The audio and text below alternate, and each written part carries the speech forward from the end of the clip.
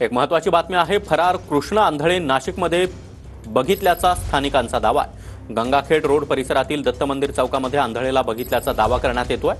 Police घटनास्थळी दाखल झाले असून सीसीटीव्हीच्या द्वारे आता तपास सुरू करण्यात आलाय। याआधी जानेवारीमध्ये देखील कृष्ण आंधळे दिसल्याची चर्चा होती।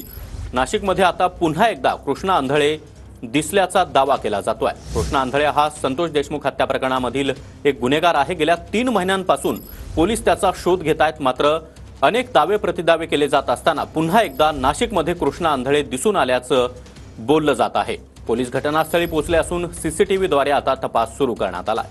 यापूर्वी देखील जानेवारी कृष्ण आंधळे हा नाशिकमध्ये दिसल्याची चर्चा जो तपास चालू आहे त्यांना मी जे काही सांगितलेलं होतं का ब्लॅक शर्ट आणि व्हाईट शर्ट आणि ब्लॅक पॅन्ट आणि व्हाईट शर्ट, तर तो व्हाईट शर्ट पण दिसतोय, ब्लॅक पॅन्ट पण दिसतीये आणि दोघं जण जे काही दिसत आहे ते जवळजवळ ऑलमोस्ट ते दोघं तिथून गेलेले ते। तर हा फुटेज आता आपण सिओजित सेंटरमध्ये आहे तिथूनच काढलाय तो फुटेज, लाईव्ह फुटेज आहे। सगळेजण तुम्ही आहेत, तुम्ही बघताय। जे मी साक्षीदार म्हणून जे साहेबांना सांगितलं, जे वर्णन सांगितलं तेच आहे ते।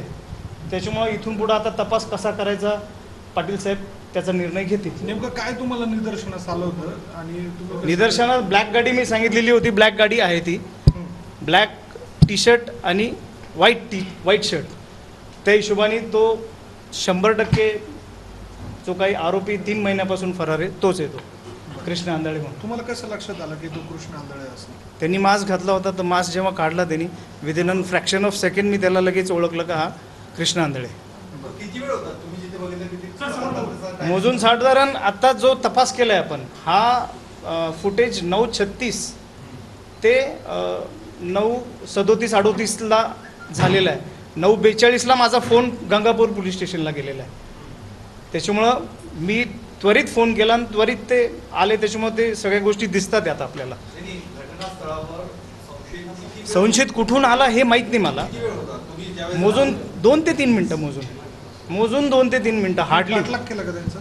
पाठलाग नाही केला, पण मी जसा गंगापूर पोलीस स्टेशनला फोन केला ना, माझा दिशेने म्हटलं हे कुठून तरी वेगळ्या दिशेने निघून आपण कुठून वेगळ्या दिशेने जाऊया आणि धरूया, पण ते पसार होऊन गेले। ते कोणती गाडी होती काही लक्षात आलं तुमच्या? ब्लॅक गाडी होती।